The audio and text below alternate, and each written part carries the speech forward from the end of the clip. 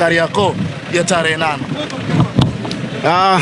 Dabi kama dabi na uzito kwa jinsi ilivyo, lakini matarajio kwa sababu msimu huu Simba iko bora sana. Nadhani hata juzi niliongea nikasema cha muhimu, unaona mpaka ligi yetu inaporomoka, waweke sheria 17. Hii ndio taswira ya ligi yetu na taswira ya mpira wetu. Kama tunataka kucheza mpira, tunataka kuonekana, kwa sababu hii dabi inaonekana karibu dunia nzima. Watu wanafuatilia kila sehemu kutokana na promo yake na namna uzito wa hizi timu zilivyo. Ili tuende kuwa bora, tuendelee kuboresha kiwango chetu cha mpira kama tunavyojisifu kila siku, waweke sheria 17. Hata hao waamuzi tunataraji kuwaona, hata mataifa ya Afrika yanavyochezeshwa AFCON, tunataka kuwaona waamuzi waende huko. Ni kiwango gani ambacho kinatakiwa kuwapeleka huko? Ni mechi kama hizo, kwa sababu ni mechi kubwa. Wasiende na vitu vyao ambavyo muda mwingine ameelekeza. Inawezekana kweli akakuelekeza, lakini linda kiwango chako, kwa sababu hizi ni mapato na ni kazi yako. Kwa mwisho wa siku mimi naona tu kama wakaweka sheria 17 wakazisimamia ipasavyo na mechi kawa bora, sioni timu ya kunizuia. Yanga wana timu ya kunizuia zaidi ya kwamba naenda kushinda mimi dabi. Sina wasiwasi nayo kabisa. Eric, ni jeuri namna gani ambayo mnayo wana Simba kuelekea katika dabi? Maana mnaonekana mnajiamini sana. Ni vitu ambavyo huwezi kutumia nguvu sana kujua kwamba ubora wa Simba wa msimu huu. Nadhani unaona dabi ya kwanza tumekutana, tuna kama mwezi mmoja kwenye kambi, timu yenyewe kocha mgeni zaidi, wachezaji 10 wapya. Lakini unaona dabi ambayo tumekutana nayo, dabi ambayo imewapa kipimo Yanga ambao wana kikosi zaidi ya miaka miwili pamoja. Lakini leo unaona muamuzi ameenda kuharibu ile dabi, mwisho wa siku tumejifunga, wamepata matokeo. Ukiangalia kwa ukweli takwimu za Simba mpaka dakika hii, kama sio Kayoko, na maana mpaka hii dakika hii Simba ilikuwa haijafungwa, maana zaidi ya mechi nyingi tumetoka sare, hatujafungwa zaidi ya ile mechi ya Kayoko. Kwa hiyo zani unaangalia ubora wa Simba.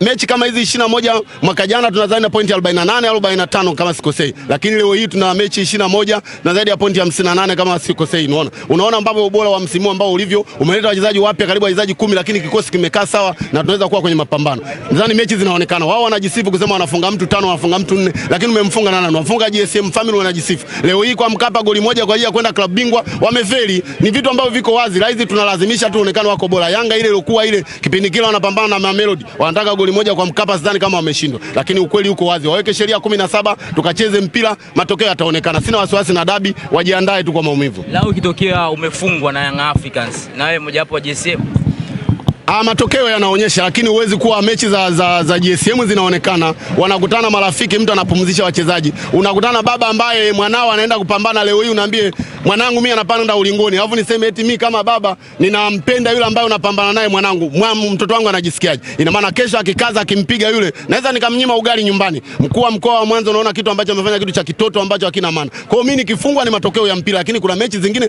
zinaashiria ufamilia, ni vitu ambavyo viko wazi. Mtu wa mpira ukiangalia, sababu mkuu wa mkoa ndio mtu ambaye anahamasisha timu, ndio mtu ambaye anawalea Pamba, ndio mtu ambaye yuko nao siku zote. Anapojitanabaisha kwamba mimi ni shabiki wa Yanga, mimi ni mwanachama wa Yanga, nakaa pembeni, wewe utamuuzi bosi wako? Yani wakai waifunga Yanga Pamba ili maisha yao yawe magumu. Wale wanamtegemea mkuu wa mkoa, ndo anatafutia wadau, ndo nani pesa nyingi za bonus na nini. Leo hawezi kumuuzi bosi wao. Kwa hiyo ni mechi ambayo imekabwa, haina matokeo. Nikifungwa ni mechi, ndio maana nasema waweke sheria 17. Kama Simba anafungwa, ashinde aliyekuwa bora, wasizikabe sheria 17. FIFA wameweka sheria 17 ili zisimamie mpira, lakini wasitoke watu na mawazo yao wakawakamata waamuzi waende kufanya vitu vya hovyo ambavyo vina maana. Hii dabi ina taswira ya nchi. Dabi inaonekana inaipromote, lakini unapromote dabi unaenda mechi inakuwa sio nzuri, sio jambo zuri. Maana nasema tuweke sheria 17 tuzisimamie, itakuwa bora sana. Na kila muamuzi mkataa.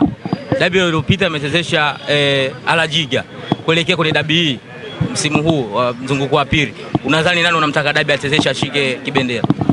Yani shida ni kwamba inasikitisha, kwa sababu tuseme ukweli, ajira ya uamuzi imekuwa ni sehemu ambayo muda mwingine anakimbilia baada ya mtu kukosa opportunity ya kazi, anaendaje? Kama inaonekana sehemu ya watu ambao kidogo maisha yako chini, kwa muda mwingi kushawishiwa amekuwa rahisi sana. Labda mwingine watu waambie kwamba hata utendaji au uongozaji wa waamuzi huenda malipo yao sio mazuri. Sasa vitu viko wazi, mtu unamkataa kwa sababu hakuna haki ambayo inatendeka. Unaona mechi ya Azam, mechi tafu, japo muamuzi alikuwa amenyoka, alikuwa na mapungufu madogo, lakini mechi haikuwa na manunguniko mengi. Unaona mechi ya Simba na Azam, mechi ambayo imenyoka kabisa, ameonyesha ubora wake.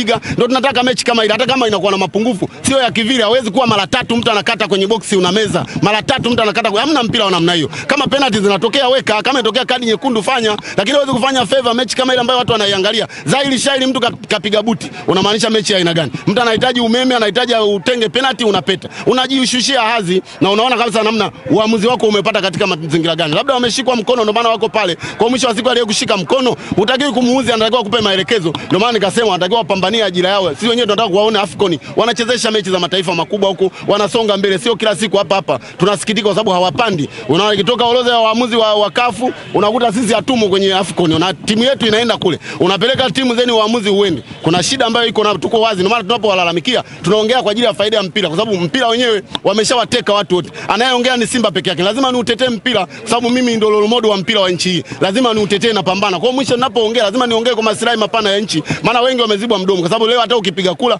unakuta watu wawili haiwezi kudumu, lakini unakuta mwingine ina maslahi. Unaona leo mapato ya nyumbani Simba na Yanga walifeli kwa sababu wana kula mbili. Kula 14 ni za timu ndogo ambazo ziliamua bana mapato ya nyumbani tupige kula. Wa nyumbani achukue mapato yake. Yanga na Simba wana kula mbili wakashindwa. Kwa hiyo mtu mwingine hata kama niko peke yangu mimi kama Simba lazima niuongelee mpira kwa sababu kwa maslahi mapana ya nchi. Unaona mpaka leo tunajisifu na ligi nzuri, unasikia tuko nafasi ya 6. Kwa nini tumeenda nafasi ya 6? Kuna vitu ambavyo tumevifanya ambavyo haviendani kwenye mpira. Kwa hiyo mwisho wa siku unaona kama tunafanya vitu ambavyo havina maana kwenye soka. Naamini ya kwamba Simba ni bora msimu huu kuliko Young Africa.